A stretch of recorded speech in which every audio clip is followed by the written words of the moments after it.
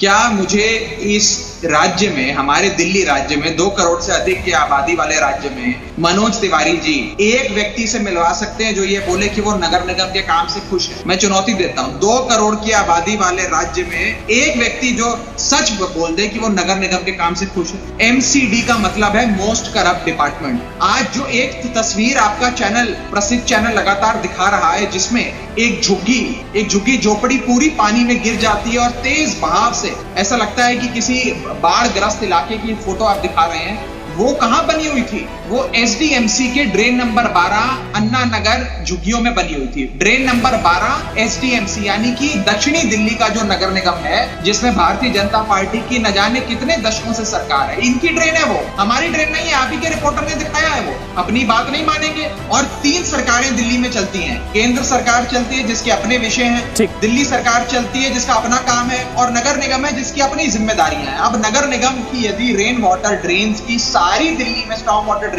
की नगर निगम के नाले और नगर निगम की जिम्मेदारी है, तो क्या आज नगर निगम से सवाल नहीं पूछा जाएगा? माननीय मुख्यमंत्री अरविंद केजरीवाल जी ने क्या कहा? उन्होंने कोई राजनीतिक बयान दिया? हमारे सर्वश्रेष्ठ, हमारे सबसे बड़े नेता, हमारी पार्टी, चलिए ठीक है, मेरे को बिहार की बात करनी है। उन्होंने एक चीज कही, बस आखिरी चीज कह रहा हूं, उन्होंने एक चीज कही, दोषारोपण वो भी कर सकते थे, मैं भी कर सकता हूं। उन्होंने ये कहा कि ये समय है कि सारी एजेंसियां मिलकर साथ में काम करें। महामारी भी है और जल भराव की समस्या भी है। हर साल मार्च और अप्रैल के महीने में जो नाले और ड्रेन्स दिल्ली सरकार के अधीन आते हैं, उनकी साफ सफाई दिल्ली सरकार कराती है और नगर निगम अपने नाले नालियों की साफ सफाई कराता है ताकि जल भराव की स्थिति ना देखी जाए। बीते 3 साल में स्थिति बहुत बेहतर हुई जब से हमने एक शेड्यूल बनाकर अपने तमाम विभागों को दे दिया और प्रॉपर डीसिल्टिंग दिल्ली में कराई। इस साल कोरोना काल था। कोरोना में तमाम सरकार, सारे विभाग लोगों की स्वास्थ्य और स्वास्थ्य व्यवस्था को दुरुस्त करने में लगे हुए थे, महामारी से जूझ रहे थे। तो वो डीसिल्टिंग जो मार्च और अप्रैल के महीने में हमारे विभाग ने भी और नगर निगम ने भी करनी थी, वो जून में जाकर कहीं ना कहीं शुरू हुई, जब अनलॉकिंग शुरू हुई। ये एक सत्य है, इसको कबूलना होगा। अगर हम दोषारोपण करते रहेंगे तो ये सत्य बीच में छूट जाएगा।